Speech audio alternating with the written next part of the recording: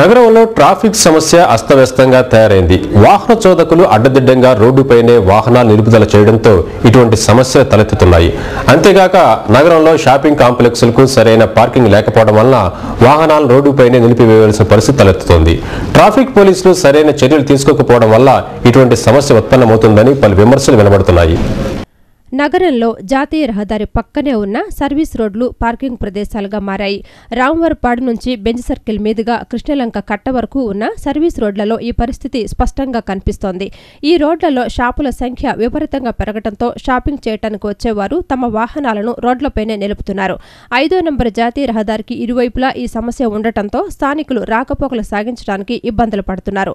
Service రోడ్లలో ప్రభుత్వాసుపత్రి, NTR health university ఉన్నాయి. ప్రభుత్వాసుపత్రికి జిల్లా నలుమూలల నుంచి నిత్యం అంబులెన్స్లలో, కార్లలో అత్యవసర కేసులు వస్తుంటాయి. ఈ రోడ్లలో వాహనాలు అడ్డుదిడ్డంగా నిలుపుతుండటంతో అంబులెన్స్లు రావడానికి కష్టంగా మారింది. ఒక్కోసారి ట్రాఫిక్ స్తంభించి గంటల కొద్దీ ఇబ్బందులు తలెత్తుతున్నాయి.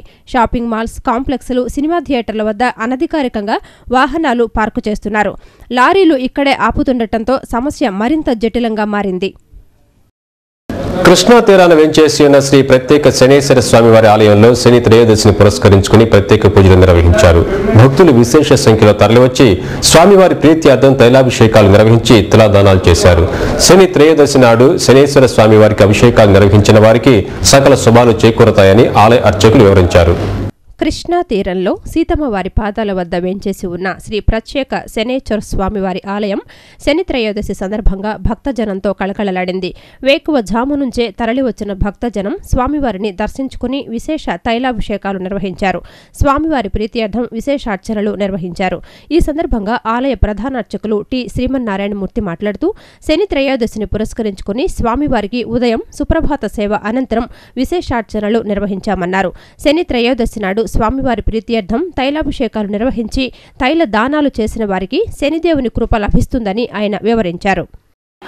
ఈరోజు శని త్రయోదశిని పురస్కరించుకొని దేవాలయ కమిటీ వారు ఉచిత భోజన వసతి ఏర్పాటు చేశారు. ఉచిత ప్రసాద పులిహోర పంపిణీ ఏర్పాటు చేశారు. మరియు దేవస్థానం వారు సాయంత్రం 5 గంటలకు స్వామివారికి పుష్పాలంకరణ, దీపాలంకరణ ఉత్సవాన్ని నిర్వర్తిస్తున్నారు. ఇదే పురస్కరించుకొని ఈ నెలలోనే 16/6/2012 ప్రదోషకాల శని త్రయోదశి పర్వదినం కూడా ఉంది. ఆ రోజు స్వామివారికి సాయంత్రం 4 గంటలకు అభిషేక మహోత్సవం నిర్వహిస్తారు. కావున భక్తులెల్లరూ ప్రదోషకాలంలో జరిగేటువంటి శనీశ్వర స్వామివారికి తైలాభిషేకాన్ని జరిపించి స్వామివారి కృపకు పాత్రులు కావాలి. ఈ కార్యక్రమంలో ఆలయ కమిటీ కార్యదర్శి కలిశెట్టి కనకరావు తదితరులు పాల్గొన్నారు. ఈరోజు లైఫ్ స్టైల్లో వచ్చిన టిప్.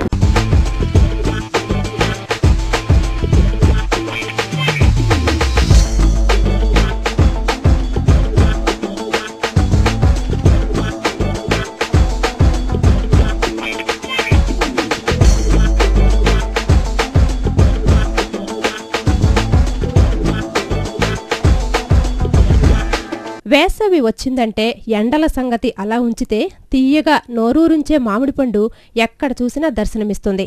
మామిడిలో ఎన్ని రకాలున్నాయో అన్ని రకాలను ఆస్వాదించడానికి సిద్ధమైపోతాం. మనకు అందుబాటులో ఉండే మామిడి రకాలే కాక ఎవరైనా బయటి ఊరి నుంచి వస్తుంటే అక్కడ దొరికే మామిడి పండ్లను కూడా తెప్పించుకొని మరీ తింటామంటే మామిడి మీద ఎంత మోజో ఇట్టే అర్థమైపోతుంది. అయితే కేవలం రుచి కోసమే తినటం కాదు, మామిడి పండ్లలో పోషక విలువలు పుష్కలంగా లభిస్తాయి కూడా. అందుచేతే రుచికే కాదు పోషకాలకు రారాజు మామిడి.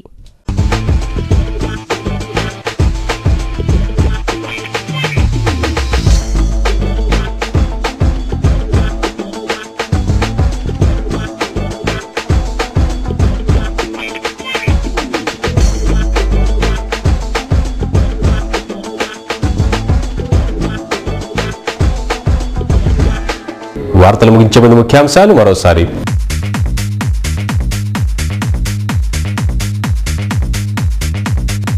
తాళాలు పగలకొట్టి చోరీలకు పాల్పడే పాత నేరస్తుడు అరెస్ట్.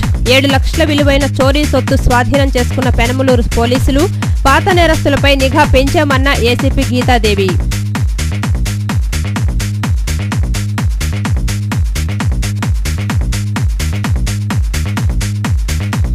డంపింగ్ యార్డు కోసం నున్నలో స్థలం సేకరిస్తున్నామన్న municipal commissioner Ravi Babu solid waste management పై ప్రజల్లో అవగాహన పెంపొందిస్తున్నామని వెల్లడి.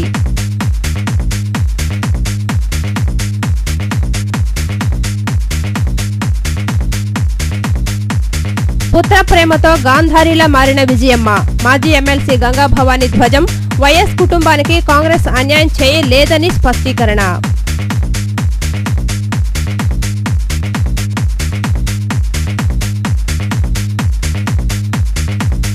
వైభవంగా శని త్రయోదశి వేడుకలు. భక్తులతో కళకళలాడిన శనేశ్వర స్వామి ఆలయం. కన్నుల పండుగగా తైలాభిషేకాలు.